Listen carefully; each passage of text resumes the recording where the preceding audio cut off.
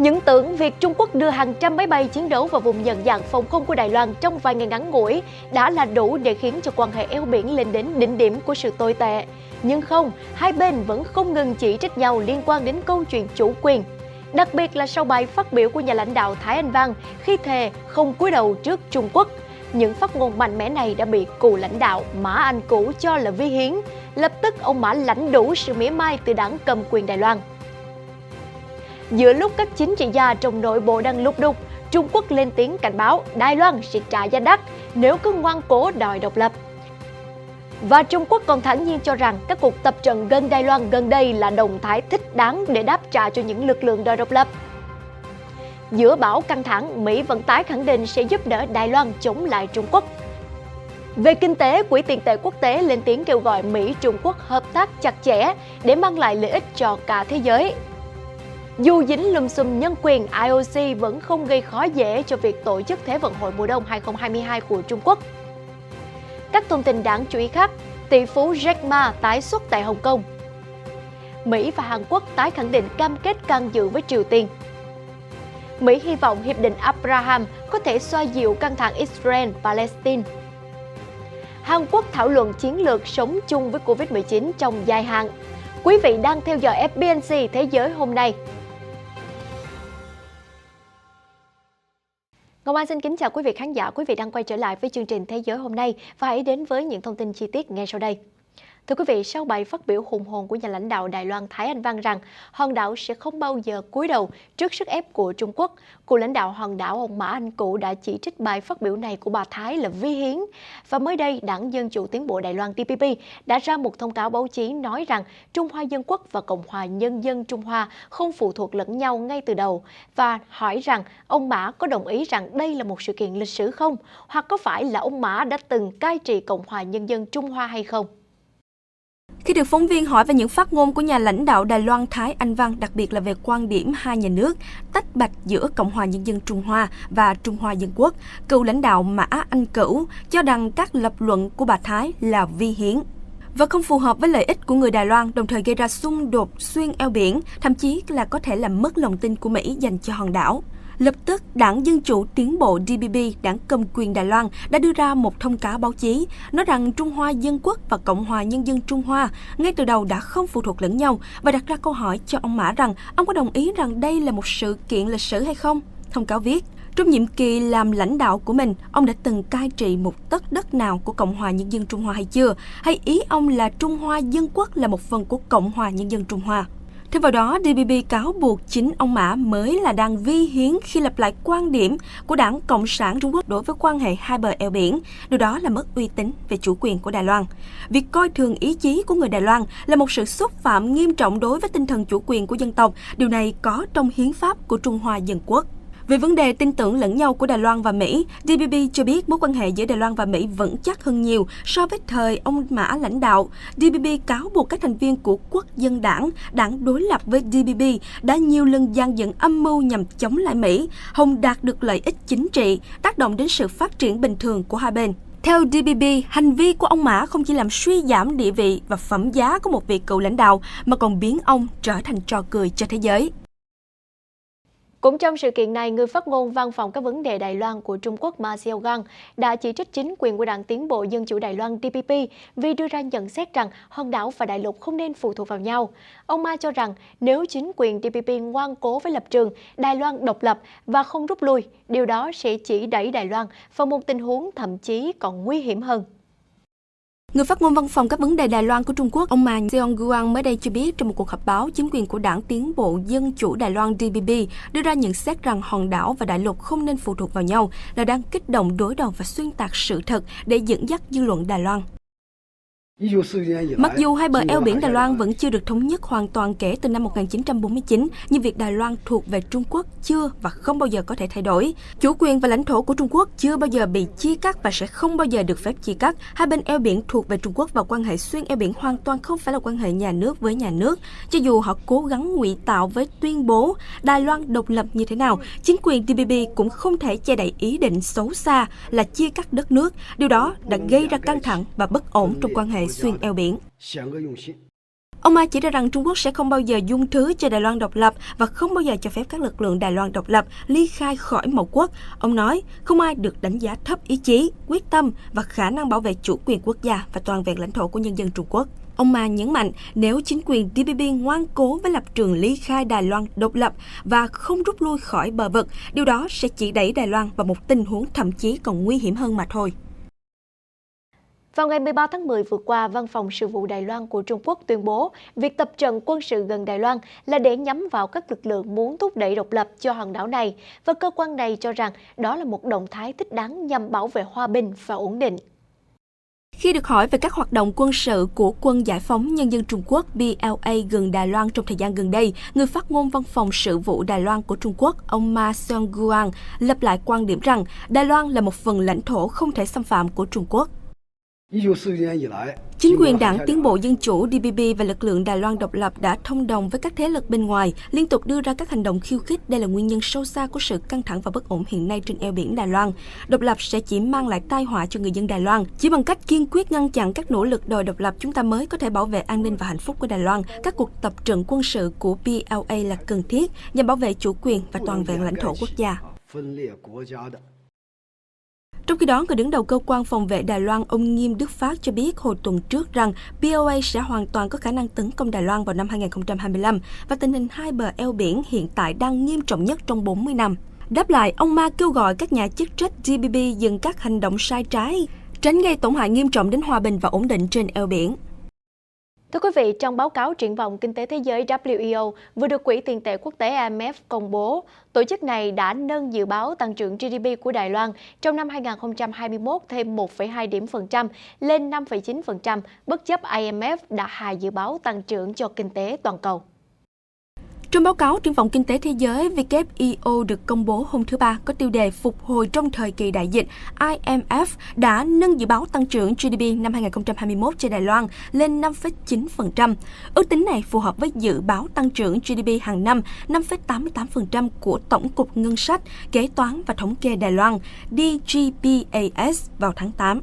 IMF cũng nâng dự báo tăng trưởng GDP của Đài Loan trong năm 2022 lên 3,3%, tăng 0,3 điểm phần trăm so với ước tính tháng 4, nhưng thấp hơn một chút so với ước tính 3,69% của DGPAS. Tuy nhiên, trái ngược với triển vọng tươi sáng của Đài Loan, IMF lại dự báo kinh tế toàn cầu sẽ sụt giảm 0,1 điểm phần trăm so với dự báo trước đó.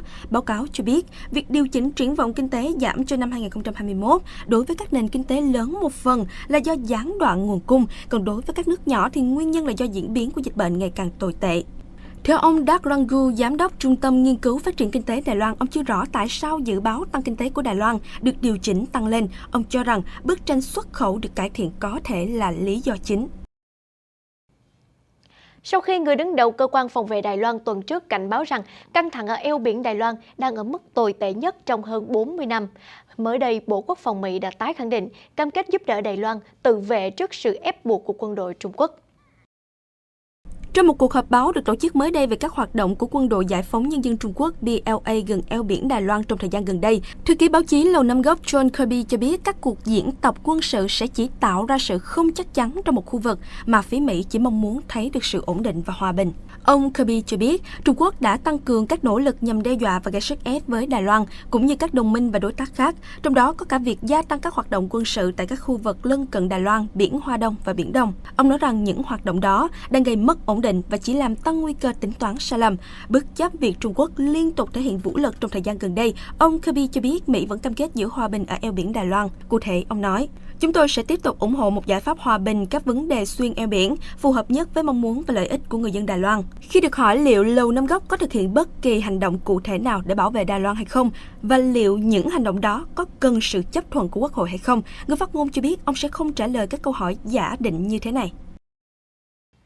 Và mới đây thì bà Rita Gopinath, nhà kinh tế trưởng của Quỹ tiền tệ quốc tế IMF, đã kêu gọi Trung Quốc và Mỹ tăng cường hợp tác để đạt được sự toàn cầu hóa trong nền kinh tế thế giới, đồng thời mang lại lợi ích cho cả hai bên và cho toàn cầu. Vào thứ Ba vừa qua, Quỹ tiền tệ quốc tế IMF đã công bố bản báo cáo về triển vọng kinh tế thế giới WEO mới nhất, trong đó dự báo kinh tế Trung Quốc sẽ tăng trưởng 8% trong năm nay, giảm 0,1 điểm phần trăm so với dự báo hồi tháng 7. Chúng tôi có hạ dự báo tăng trưởng của Trung Quốc xuống một chút. Điều đó phản ánh một điều là chính phủ Trung Quốc đang ngày càng thắt chặt các chính sách tài chính. Lĩnh vực bất động sản cũng phát triển chậm lại. Những gì chúng tôi muốn thấy trong sự phát triển kinh tế của Trung Quốc là ở lĩnh vực tư nhân và tiêu dùng. Nói về quan hệ giữa Trung Quốc và Mỹ, đặc biệt trong bối cảnh kinh tế toàn cầu đang phục hồi, bà Gobinov cho rằng hai nước nên tập trung vào hợp tác, mang lại lợi ích cho cả hai bên và thế giới. Việc hợp tác chặt chẽ với nhau là rất quan trọng và điều đó tốt không chỉ cho Mỹ và Trung Quốc mà còn tốt cho toàn thế giới. Những gì chúng ta đang thấy giữa hai nước ngay bây giờ là căng thẳng đến từ nhiều phía, từ thương mại, công nghệ cho đến tài chính. Và đó thực sự là rủi ro đối với cả hai nước này và đối với nền kinh tế toàn cầu. Đó là lý do tại sao chúng tôi nhấn mạnh rất nhiều lần rằng Mỹ và Trung Quốc phải hợp tác chặt chẽ với nhau để cùng nhau cải cách hệ thống thương mại toàn cầu. Theo báo cáo mới nhất của WIO, nền kinh tế toàn cầu sẽ tăng trưởng 5,9% vào năm 2021, giảm 0,1 điểm phần trăm so với dự báo hồi tháng 7. Các nền kinh tế lớn đang trên đà tăng trưởng 5,2% trong năm nay, giảm 0,4 điểm phần trăm so với dự báo hồi tháng 7, phản ánh triển vọng phát triển khó khăn hơn một phần do gián đoạn nguồn cung. Mỹ và khu vực sử dụng chung đồng euro, Eurozone dự kiến sẽ tăng trưởng kinh tế lần lượt là 6% và 5% trong năm nay. Và mới đây thì ông Cảnh Sảng, phó đại diện thường trực của Trung Quốc tại Liên Hợp Quốc cho biết đã bác bỏ cái gọi là trật tự quốc tế dựa trên luật lệ được một số quốc gia ủng hộ tại cuộc tranh luận chung do Liên Hiệp Quốc tổ chức. Trong đó, ông Cảnh nhấn mạnh rằng bản chất của trật tự quốc tế dựa trên luật lệ được một số quốc gia ủng hộ là đi ngược lại tinh thần pháp quyền, là hiện thân của chủ nghĩa đơn phương và quyền lực chính trị thay vì chủ nghĩa đa phương và công bằng dân chủ. Mới đây, ông Cảnh Sảng, phó đại diện thường trực của Trung Quốc tại Liên Hợp Quốc đã chỉ trích một số quốc gia né tránh việc đề cập đến luật pháp quốc tế và thay vào đó rao giảng cái gọi là trật tự quốc tế dựa trên luật lệ. Tuy nhiên, họ lại không nói rõ thứ gọi là trật tự ấy dựa trên quy tắc nào, ai là người đưa ra các quy tắc này có liên quan như thế nào đến trật tự quốc tế. Điều này không thể làm cho người ta ngừng tự hỏi rằng mục đích thực sự của các nước này có phải là đang áp đặt ý chí của mình lên các nước khác và sử dụng các quy tắc của mình để thay thế luật quốc tế đang được chấp nhận rộng rãi hay không. Chúng tôi đề cao pháp luật dựa trên dân chủ và phản đối quyền thống trị về vấn đề này. Nhà nước pháp quyền không phải là thứ độc quyền bởi một số ít quốc gia. Luật pháp quốc tế cần có sự tham gia bình đẳng của tất cả quốc gia. Các quy tắc quốc tế cần phản ánh mối quan tâm của tất cả quốc gia một cách cân bằng. Ông nhắc lại rằng Liên Hiệp Quốc cần tuân thủ chủ nghĩa đa phương thực sự, củng cố pháp quyền, cải thiện quản trị toàn cầu và duy trì vững chắc trật tự quốc tế. Mới đây, ông John Coates, Phó Chủ tịch Ủy ban Olympic Quốc tế IOC cho biết tổ chức này sẽ không gây áp lực cho việc đăng cai Thế vận hội mùa đông 2022 của Trung Quốc do nước này dính nhiều lùm xùm về vi phạm nhân quyền. Theo IOC, vấn đề này không thuộc quyền của họ. Phó Chủ tịch Ủy ban Olympic Quốc tế IOC, ông John Coates, hôm thứ Tư đã bác bỏ lời kêu gọi từ các nhóm bảo vệ nhân quyền cũng như nhà lập pháp Mỹ với yêu cầu IOC hoãn các trận đấu năm sau. Và trừ khi Trung Quốc chấm dứt điều mà Hoa Kỳ cáo buộc là diệt chủng đối với người Duy Ngô Nhĩ và các nhóm thiểu số Hồi giáo khác. Khi được hỏi về cách đòi lại quyền lợi cho người Duy Ngô Nhĩ ở Trung Quốc, ông cho biết cơ quan này không có nhiệm vụ hành động. Ông Coates nói trong một sự kiện tại Úc rằng, chúng tôi không phải là chính phủ duy nhất của thế giới, chúng tôi phải tôn trọng chủ quyền của các quốc gia đang tổ chức các trận đấu. Các nhóm nhân quyền tin rằng ít nhất 1 triệu người Duy Ngô Nhĩ và các dân tộc Hồi giáo thiểu số khác đã bị giam giữ ở khu vực Tây Bắc của khu tự trị Tân Cương. Trung Quốc đã phủ nhận hành vi sai trái, nói rằng đây là các trung tâm đào tạo nghề để chống lại chủ nghĩa cực đoan. Theo hãng tin Reuters, tỷ phú Jack Ma, nhà sáng lập tập đoàn Alibaba mới đây đã được thấy xuất hiện ở Hồng Kông sau một thời gian dài vắng bóng trước truyền thông. Dẫn hai nguồn tin giấu tên Reuters cho biết tỷ phú Jack Ma đã gặp gỡ một số đối tác kinh doanh tại Hồng Kông vào tuần trước. Hiện tập đoàn Alibaba vẫn chưa phản hồi về thông tin này. Nếu được xác nhận thì đây là lần đầu tiên ông Jack Ma trở lại đặc khu hành chính Hồng Kông sau hơn 1 năm, kể từ bài phát biểu chỉ trích cơ quan tài chính Trung Quốc tại thành phố Thượng Hải. Vào tháng 10 năm 2020, ông Jack Ma rất ít xuất hiện trước công chúng. Nhà tỷ phú biến mất suốt 3 tháng trước khi tái xuất trong một cuộc trò chuyện với giáo viên thông qua video vào tháng 1 năm 2021. Tháng 5, ông Jack Ma có chuyến thăm hiếm hoi đến trụ sở Alibaba ở thành phố Hàng Châu để tham gia Ali Day, một sự kiện thường niên dành cho nhân viên và người thân.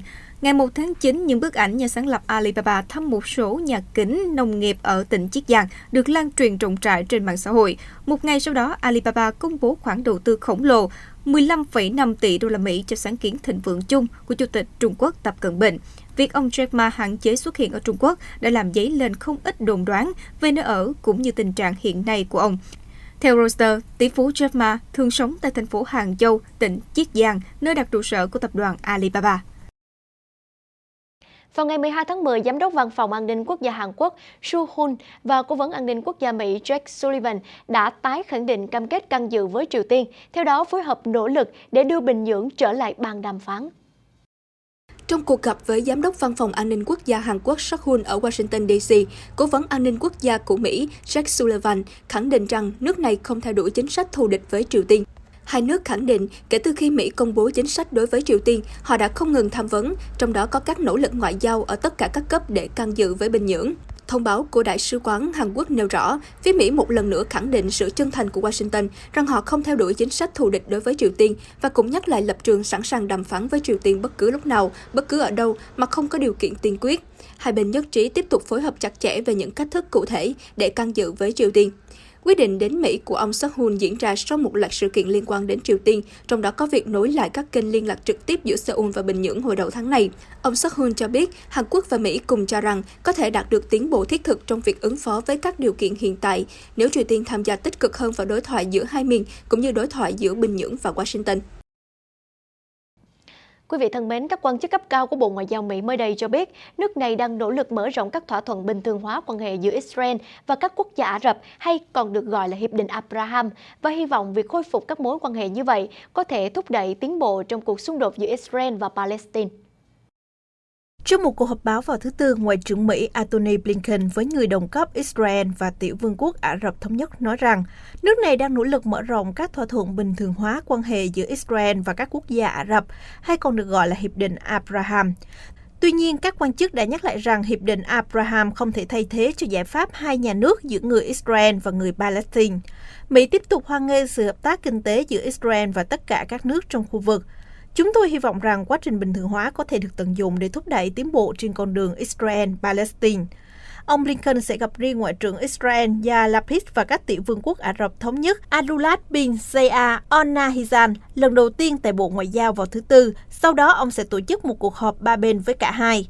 Các nhà lãnh đạo của Israel, UAE và Bahrain đã ký Hiệp định Abraham tại Nhà Trắng vào tháng 9 năm ngoái. Ngay sau đó, Israel và Sudan tuyên bố sẽ bình thường hóa quan hệ. Và vào tháng 12, Maroc cũng đã thiết lập quan hệ ngoại giao với Israel sau khi Tổng thống Mỹ Joe Biden đánh bại người tiền nhiệm Donald Trump trong cuộc bầu cử đầy sóng gió.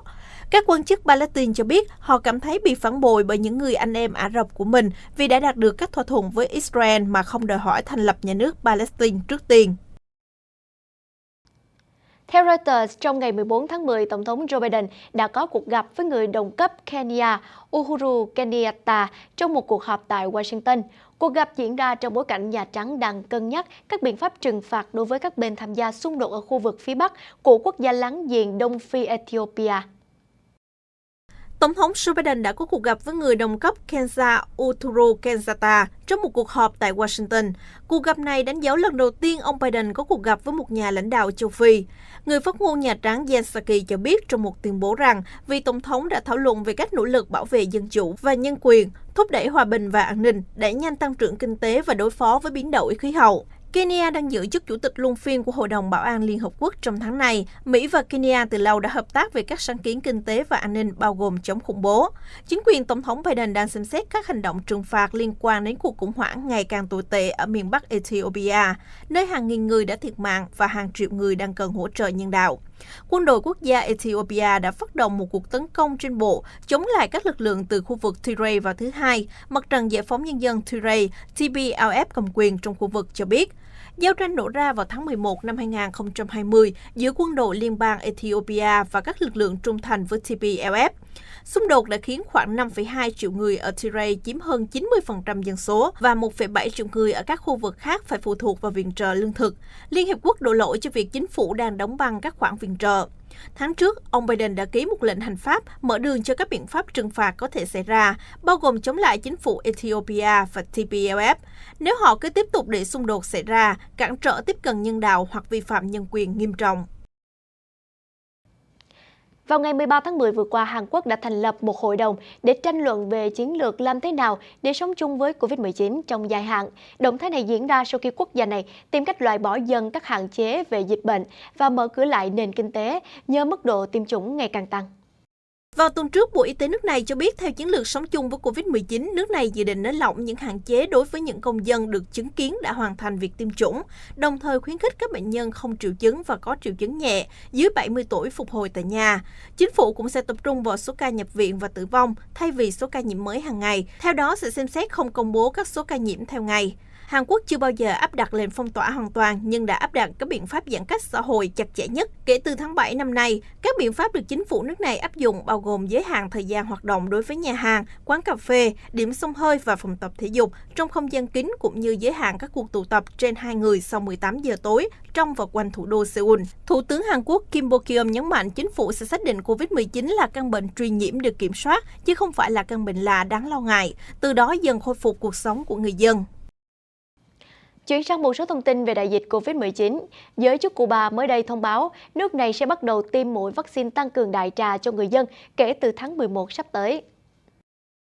Trao đổi với Tân Hoa Xã, Bộ trưởng Y tế Cuba Joandro Porton nói rằng, trong chiến dịch tiêm mũi vaccine tăng cường vào tháng 11, chúng tôi sẽ ưu tiên cho nhóm người dễ bị tổn thương, nhân viên tuyến đầu, bao gồm bác sĩ, y tá, nhà khoa học và những người có khả năng lây nhiễm cao.